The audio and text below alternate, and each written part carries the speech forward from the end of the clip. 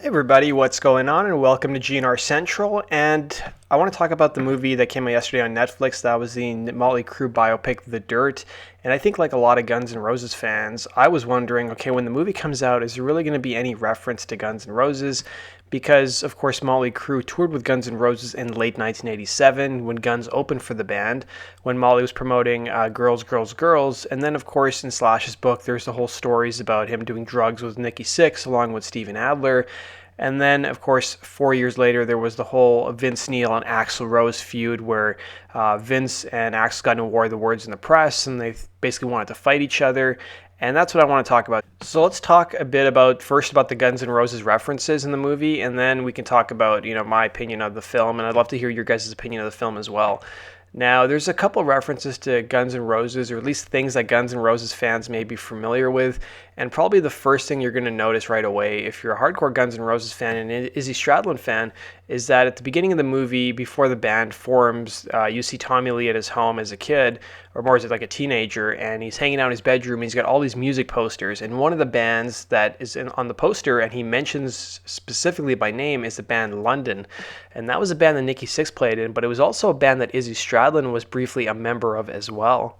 And even London's Wikipedia page lists Slash as a guitar player. I can't remember off the top of my head whether he briefly played in London for like a show or two, but I definitely know that Izzy was a member of the band. And in the movie, there was a brief period of time where Nikki Sixx was also a member of London, and that's kind of where Tommy Lee became a fan or became aware of Nikki Sixx. Now, the next thing that Guns N' Roses fans are probably going to be familiar with if you've watched the film is that Pete Davidson is in the film. He's from Saturday Night Live, and he's featured pretty prominently in the film as like part of the supporting cast, and he plays a young A&R guy from Elektra Records who you probably know the name of, which is Tom Zutaut.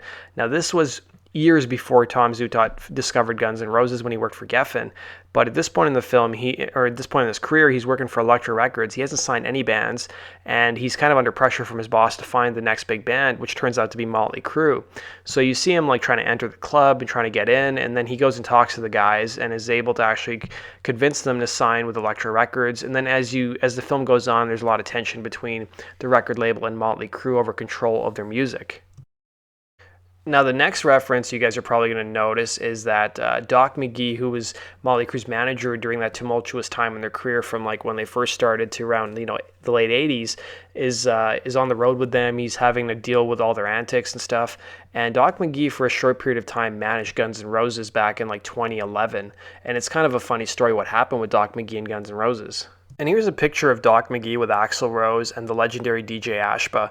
And what's funny with Doc McGhee being the manager of Guns N' Roses, it was Axl who announced it on Twitter. But according to Paul Stanley, who's friends with Doc McGhee, he said that even though Axl announced that Doc McGhee was his manager, Doc himself wasn't even aware he was managing the band. Now, at one point in 1986, Guns N' Roses supposedly met with Doc McGhee when they were looking for managers, but Guns N' Roses were so messed up, they actually were nodding off during the meeting with him. And then the other thing that Guns N' Roses fans will probably be familiar with is the fact that Razzle, who was a drummer for Hanoi Rocks, he's shown in the film for a brief few moments, and of course the car accident that took his life is also mentioned. And if you guys are Guns N' Roses fans, you know Hanoi Rocks was a huge influence on Guns N' Roses. Mike Monroe sang on some of their songs and played some instruments as well. And of course, he recently opened for Guns N' Roses during their tour of Finland, or their show they played in Finland not too long ago. So let's get now to the actual reference that you see of Guns N' Roses in the film where Slash and supposedly Steven Adler are shown in the movie for a brief second. Now, I don't remember seeing Steven Adler in the film, but I do remember seeing Slash because it's pretty obvious. And it takes place just before Christmas on 1987 at what they claim is the Franklin Plaza Hotel. Now, there's some discrepancies in the movie and what's written in Slash's book.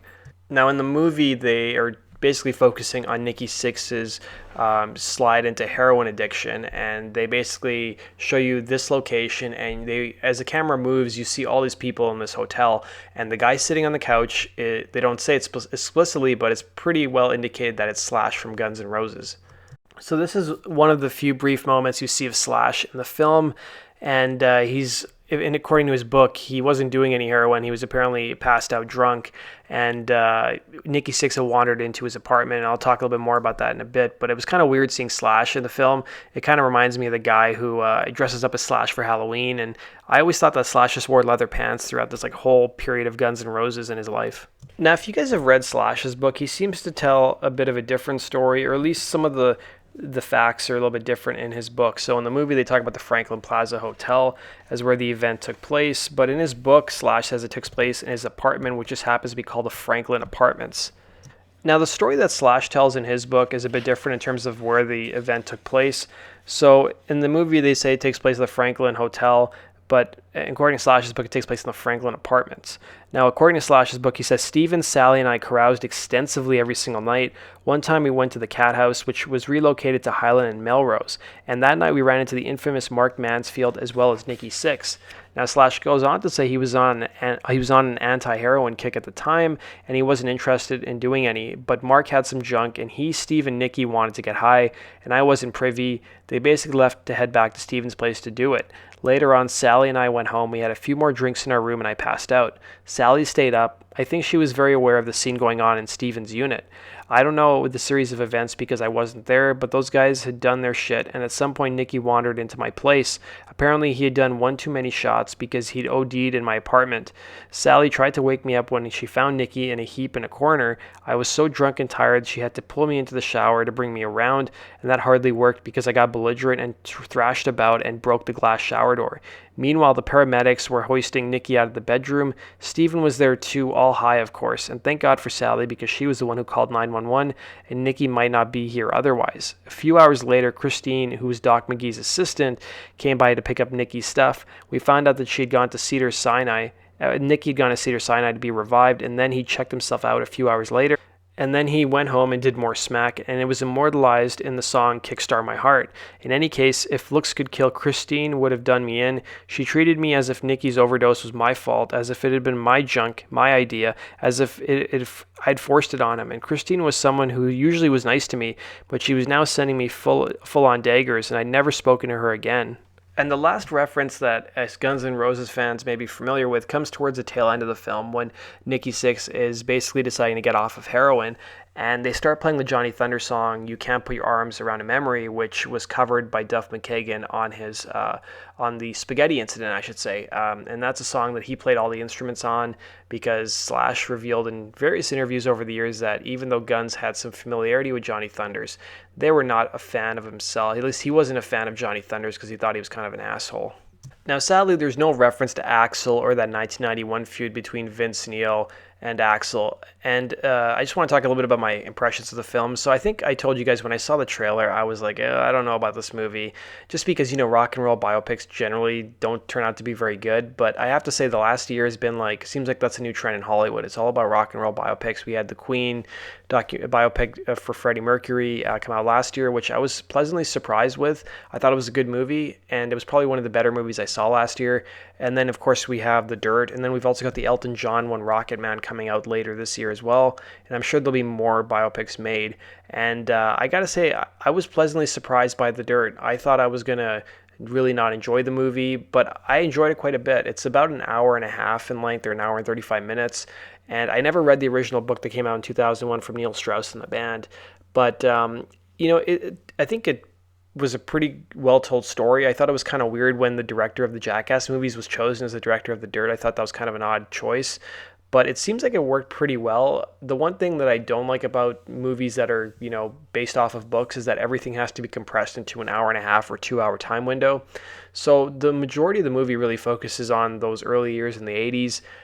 Everything that happened in the 90s is kind of glossed over. When Vince either was fired or quit the band, they kind of make it seem like, he quits the band one day and then the next day or a couple weeks later he's back, and that's basically it. I mean, you do see the fact that Motley Crue did get a replacement singer in John Corabi, but that's kind of like a very brief moment in time in the film. And the whole thing of Vince becoming a solo artist, that's not even mentioned in the film. And they don't even talk about the album Generation Swine, which was probably one of Motley's worst albums. But they just kind of show, okay, they get back together and that's basically it. Everything's great. And even Nikki Sixx's marriage to Heather Locklear seems like it only lasted a week or two. But in reality, he was married for 7 years to her. And one of the other highlights for the film, for me at least, was Pete Davidson playing Tom Zutaut. I really liked his character, and I thought he had some of the more memorable moments in the film. So that's my take on the film. Let me know if you guys watched The Dirt and what your opinion of it was. I'd probably give it a 3.5 out of 5.